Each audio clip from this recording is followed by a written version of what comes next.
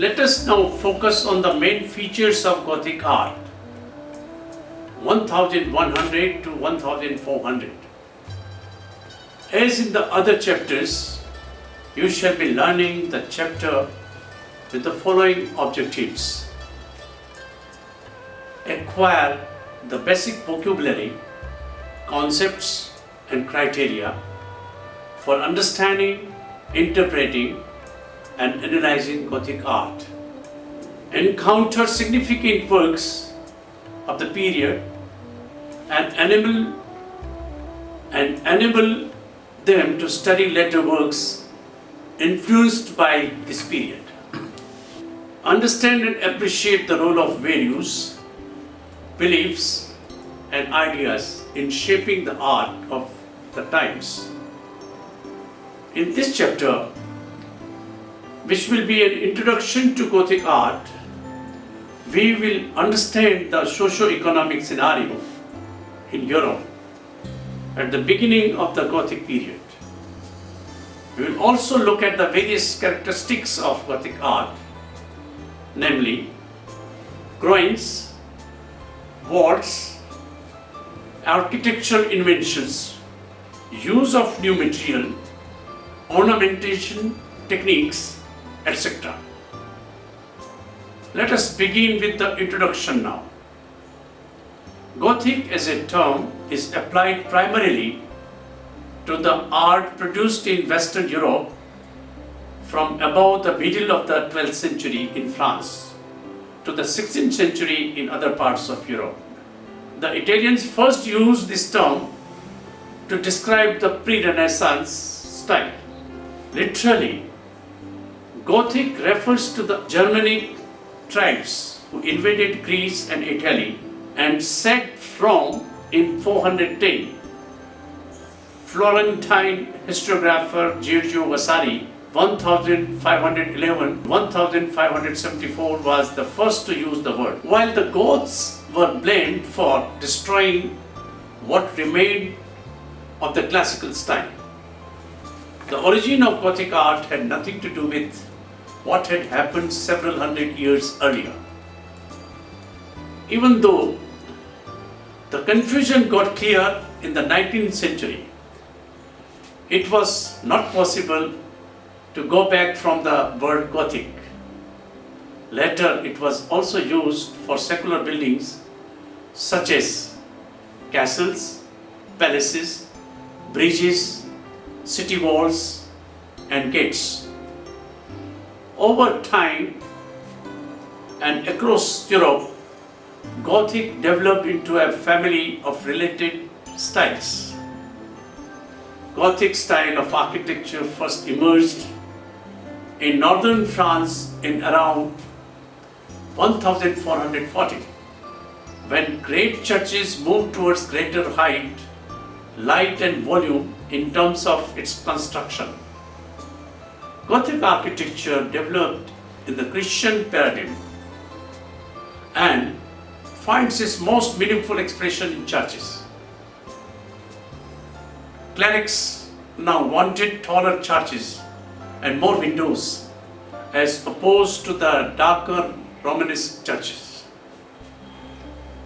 This demand was in keeping with contemporary times, when people began to take a more rational view of God and at the same time saw God as encompassing virtues such as light, reason and proportion, as against the mysterious world of the Romanesque. The Gothic church was now a setting for light and purity that could be an image of heaven. The middle class also had a large influence on Gothic style, as they desired churches that could reflect their economic power and social status. This transformed the interior of many cathedrals into inspirational sanctuaries, where illiterate congregations could see the story of the Bible illustrated in the beautiful stained glass art of use windows, thus outwent the massively thick walls. Small windows and dim interiors came soaring ceilings reaching to heaven, thin walls and stained glass windows. Now there were new features: soaring Gothic arches, thin walls and huge stained glass windows which flooded the interiors with light. By modifying the system of ceiling vaulting and employing flying buttresses to change how weight was transferred from the top down, Gothic architects managed to radically transform the interior and make it a far greater visual experience.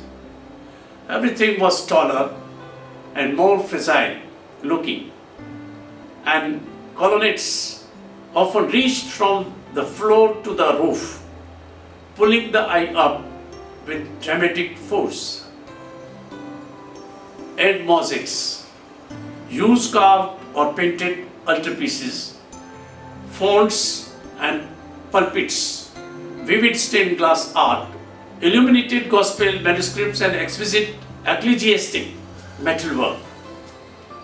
And you can understand why Gothic cathedrals are seen as some of the greatest works of art ever made.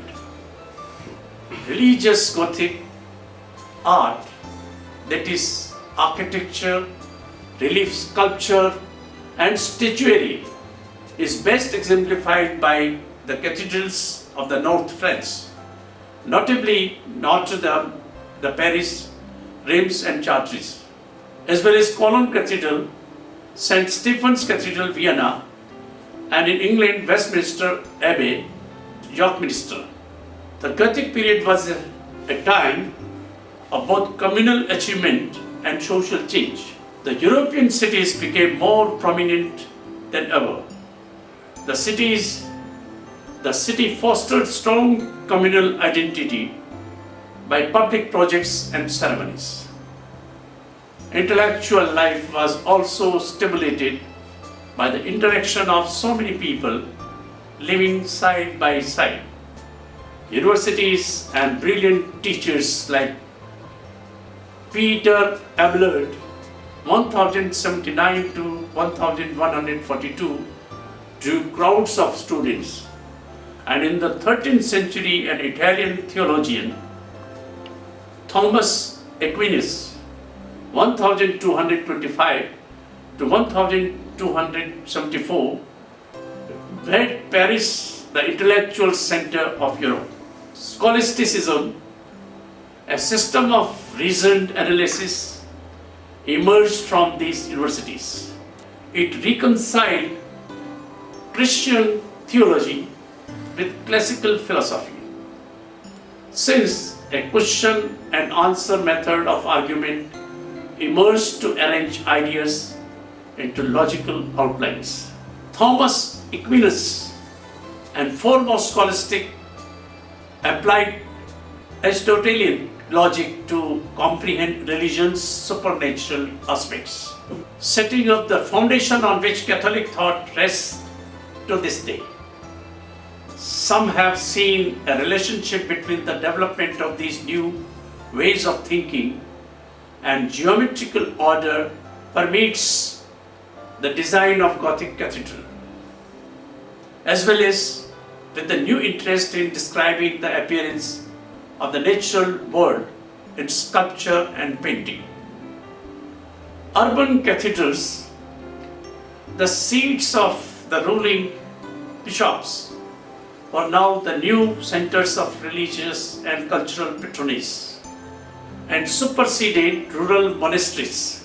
Earlier cathedrals were rebuilt between 1150 and 1400, often to replace earlier churches destroyed in fires. Cathedral precincts functioned almost as towns within towns. They contained a palace for the bishop, housing for clergy, and workshops for the multitude of artists and laborers necessary for support of building campaigns. These gigantic churches, as dominant they were on the urban landscape and environment, were also a source of resentment, urban rioting sometimes, because of their enormous expense. Let us now look at the characteristics of Gothic architecture. Gothic architecture emerges as a result of great engineering innovation. How to create wider surfaces in stone along with higher structures. It is known that Romanesque buildings have either stone barrel walls or groin walls, making their walls thick and allowing for small windows only.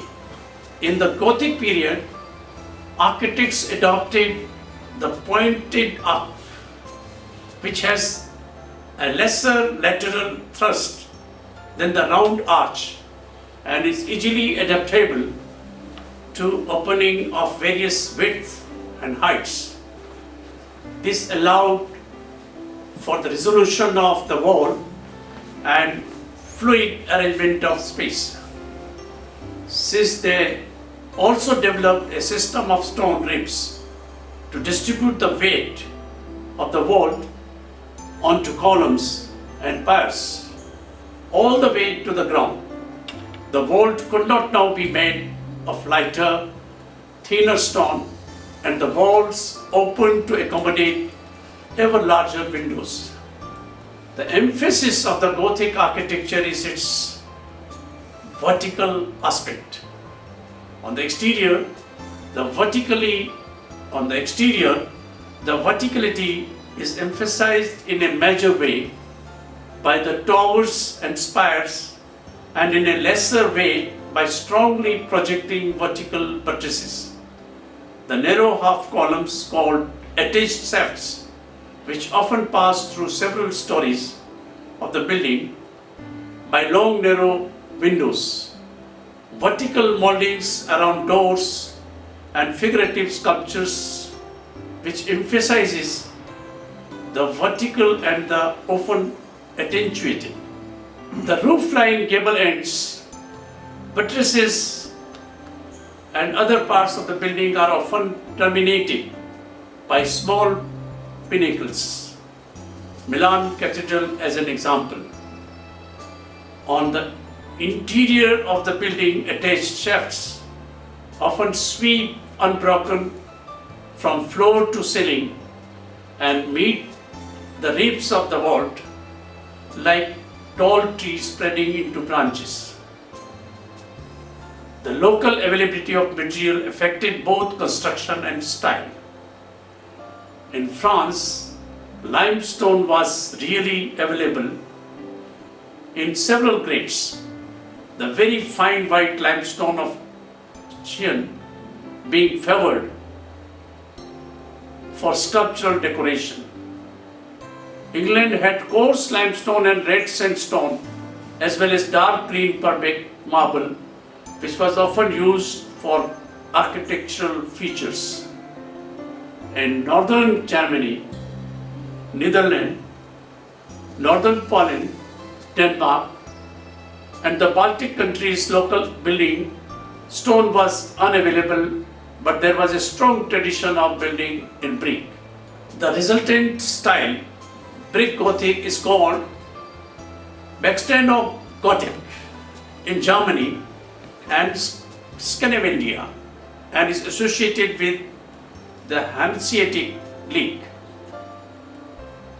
In Italy, stone was used for fortifications, but brick was preferred for other buildings.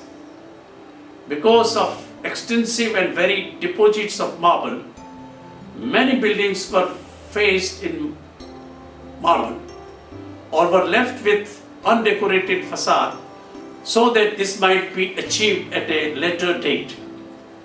The availability of timber also influenced the style of architecture, with timber buildings prevailing in Scandinavia. Availability of timber affected methods of roof construction across Europe. It is thought that the magnificent hammer beam roofs of England were devised as a direct response to the lack of long straight season timber by the end of medieval period, when forests had been disseminated not only for the construction of vast roofs but also for shipbuilding. One of the major hallmarks of Gothic art was its unique integration of the arts of sculpture, stained glass and architecture. Notably, in the great cathedrals of Chartres, Amiens, Reims, Notre Dame of Paris, the unprecedentedly huge windows filled with beautifully translucent holy images, exotic murals and frescoes, along with the mosaic art, created an evocative humanistic atmosphere, quite different from the earlier Romanesque movement. The Gothic cathedrals was similar to Romanesque. One remained faithful to the tradition of basilican form. It consisted of a central wave flanked by aisles, with or without transept, and was terminated by choir surrounded by an ambulatory with chapels. These elements, however, were no longer treated as single units but were formally integrated within a unified spatial scheme. The exterior view was frequently dominated by twin towers. The facade was pierced by entrance portals, often lavishly decorated with sculpture, and at a higher level appeared a central stained glass rose window. Additional towers frequently rose above the crossing and the arms of the transept, which often had entrance portals and sculpture of their own. Around the upper part of the edifice was profusion of flying buttresses and pinnacles. The flying buttress is the defining external characteristic of Gothic architecture. These buttresses effectively spread the weight of the new design, taking the weight of the walls and transferring force directly to the ground. The pointed arch was the defining internal characteristic of Gothic architecture. It is important as both decorative and practical. It effectively distributed the force of the heavier ceilings and bulkier designs, and would support much more weight than previous simple pillars, and allowed for much more vertical weight, symbolically trying to reach the heavens.